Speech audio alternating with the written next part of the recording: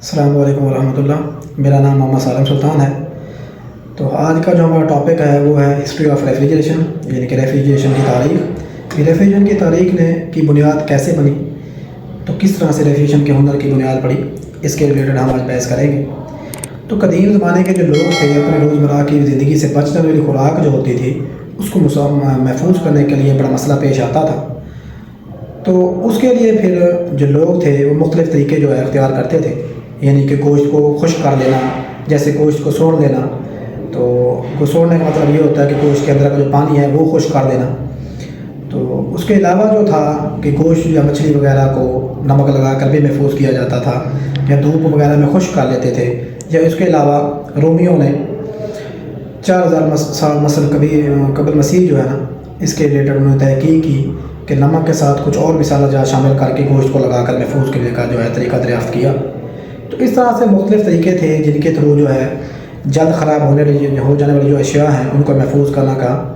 بارے میں طریقے اختیار کیے گئے۔ لیکن پھر آہستہ آہستہ جب لوگوں نے یہ مختلف طریقے اختیار کیے تو ان کو اس بات کی سمجھ آئی کہ گرمیوں کے موسم میں جو ہے ہماری بچ جانے والی جو خوراک ہے، جیسے دودھ ہے، گوشت ہے، مچھلی ہے، اس طرح کی جو چیزیں ہیں جو جلد خراب ہونے والی ہیں،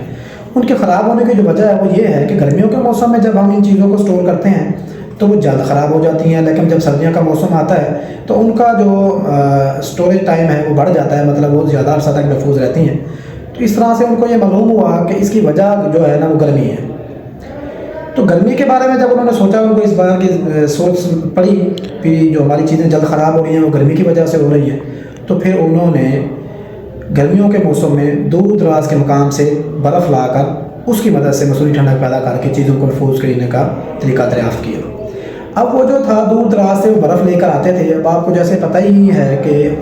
آج کل کے دور میں تو تیز رفتار گاڑیاں ہیں، تو پرانے جو زمانے تھے ان زمانوں کے اندر جب کولنگ نام کی کوئی چیز ہی نہیں تھی تو اس میں مسئلہ یہ ہوتا تھا کہ گاڑیاں بھی سست رفتار تھیں، یعنی کہ گدھا گاڑی تھی، بیل گاڑی تھی یا گھوڑا گاڑی تھی، بس یہی گاڑیاں ہوا کرتی تھیں۔ لیکن دور دراز کے مقامات سے برف لانا وہ بہت مشکل تھا۔ اس میں یہ ہوتا تھا کہ برف کو لاتے ہوئے ساتھ راستے میں وہ میلٹ ہو جائے گی، جتنا بھی اس کو محفوظ کر کے لے جائے۔ تو دور ساتھ کے علاقے جیسے مری کے علاقے سے اسلام آباد برف لے کے جانا یا پنڈی برف لے کے جانا تو چلو سمجھ آتا ہے، لیکن مری سے اگر ہم دور دراز 100 کلومیٹر دور، 200 کلومیٹر دور، 300 کلومیٹر دور برف لے کے جانے کی کوشش کریں گے، اور وہ بھی اس دور کی سست گاڑیوں پر، تو ساتھ ظاہر ہے وہ بالکل بھی نہیں پہنچ سکتی، وہ تو بالکل ہی میلٹ ہو جائے گی، کیونکہ اس ٹائم جو ہے کوئی اتنی جدید ٹیکنالوجی نہیں تھی۔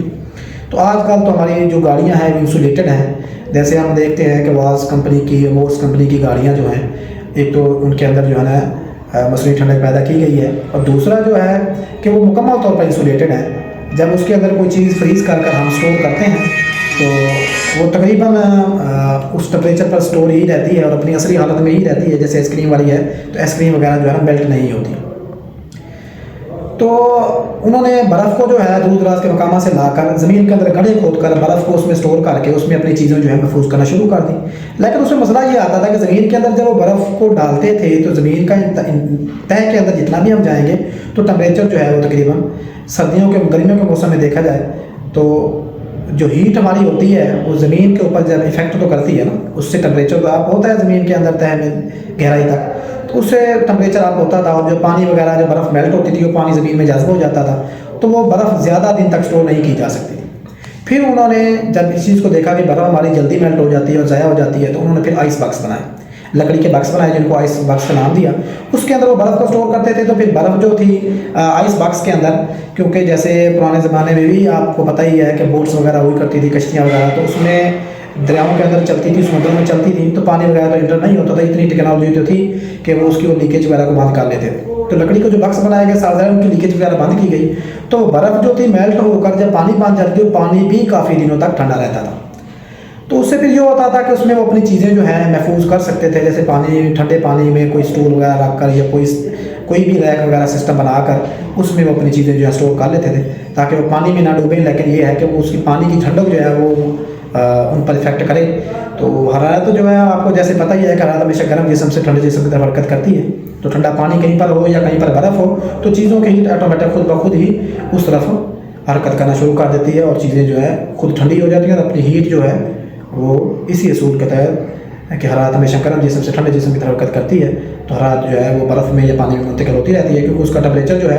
جو بھی چیز ہم سٹور کرتے ہیں جیسے گوشت ہے، مچھلی ہے، دودھ ہے، تو اس سے جو ہے نا کافی ڈاؤن ہوتا ہے، جس کی وجہ سے ہماری حرارت جو ہے نا وہ ٹرانسفر ہوتی ہے۔ تو پھر جو ہے آئس باکس جب بنائے گئے تو آئس باکس میں بھی کوئی اتنا جو ہے زیادہ عرصہ تک جو ہے نا برف کو نہیں سٹور کیا جا سکتا تھا، تو پھر جو ہے اس بنیاد پر جو ہے انہوں نے یہ سوچا کہ کیوں نہ ہم مصنوعی جو ہے نا ٹھنڈک پیدا کریں۔ تو پھر جو ہے مصنوعی ٹھنڈک پیدا کرنے کے لیے اس کے متعلق سوچا جانے لگا۔ تو کافی عرصہ سوچنے کے بعد، مختلف تجربات کے بعد، تقریباً 1834 میں امریکہ کے ایک انجینئر تھا مسٹر جیکب پرکنز نے ایک برف بنانے والی مشین تیار کی، کیونکہ ان کا ذہن یہیں پہ ٹھہرا ہوا تھا کہ برف سے ہی ٹھنڈک پیدا کی جا سکتی ہے۔ تو پھر انہوں نے جو ہے نا برف بنانے والی ایک مشین تیار کی اور تیار کر اس کو پھر جو ہے نا استعمال میں لایا گیا مختلف مقاصد کے لیے۔ اس کے بعد چند سال بعد 1885 میں 1834 میں جیسے کہ ہماری برف بنانے مشین تیار کی، تو 1835 میں جو ہے جرمن کے ایک انجینئر نے ابزارپشن ٹائپ مشین تیار کی۔ ابزارپشن سسٹم جو ہمارے ہوتے ہیں ان میں کمپریسر نہیں ہوتا، ان میں صرف جو ہے نا مختلف حصے ہوتے ہیں ابزارپشن سسٹم کے، جیسے جنریٹر ہے، سپریٹر ہے، کنڈنسر ہے، ایویپوریٹر ہے اور ابزاربر ہے۔ تو ان حصوں میں گیسز کو جو ہے سرکولیٹ کروا کر کولنگ پیدا کی جاتی ہے، لیکن ان گیسز کو سرکولیٹ کروانے کے لیے یا مختلف کیمیکلز کو سرکولیٹ کروانے یا ریئیکشن کروانے کے لیے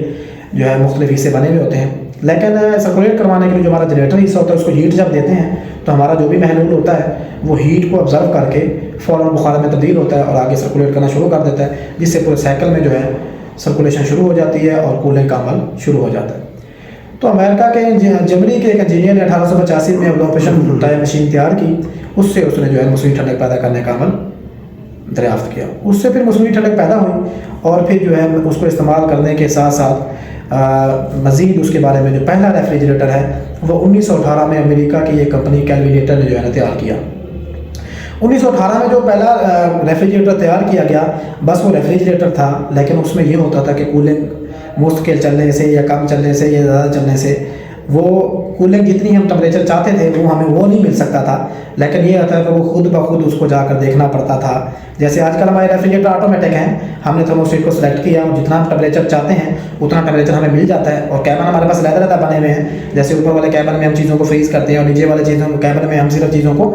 ٹھنڈا کرتے ہیں۔ تو اس کے لیے دیکھیں نا ہماری سہولت کتنی آسان ہو گئی ہے، خود بخود وہ آٹومیٹک کرتا ہے، جو ہماری سلیکشن ہوتی ہے اسی کے مطابق ہمیں ٹمپریچر مہیا کرتا ہے۔ ایئر کنڈیشنز میں دیکھ لیں آپ کہ آپ نے کمرے کے اندر جتنا ٹمپریچر آپ کو چاہیے، جیسے ہی وہ مطلوبہ ٹمپریچر آپ کو حاصل ہوگا فوراً اے سی جو ہے نا آپ کا آٹومیٹک کر جاتا ہے اور کمپریسر بند ہوتا ہے، جس کے بعد مزید کولنگ ہونا بند ہو جاتی ہے۔ تو آج کل تو آپ کو پتہ ہے کہ جدید ٹیکنالوجی کی بدولت جو ہے نا ہم نے بہت ترقی کر لی ہے۔ تو امریکہ کی جو کمپنی تھی کیلوینیٹر، اس نے 1918 میں پہلا ریفریجریٹر تیار کیا اور اس کے بعد مزید تجربات کے بعد سیلڈ یونٹ کے ساتھ، سیلڈ یونٹ وہ ہوتا ہے جس میں ہمارا سیلڈ کمپریسر ہو، سیلڈ یونٹ کے ساتھ ہم نے آٹومیٹک مشین 1928 میں تیار کر لی۔ تو ہمارا جو پہلی آٹومیٹک مشین تھی جس کو ہم ریفریجریٹر کا بھی نام دیتے ہیں وہ 1928 میں تیار کی گئی، اور اس کے ساتھ ہی پھر ہم نے جب یہ تیار کی تو اس سے پھر ہم مستفید آج بھی ہو رہے ہیں۔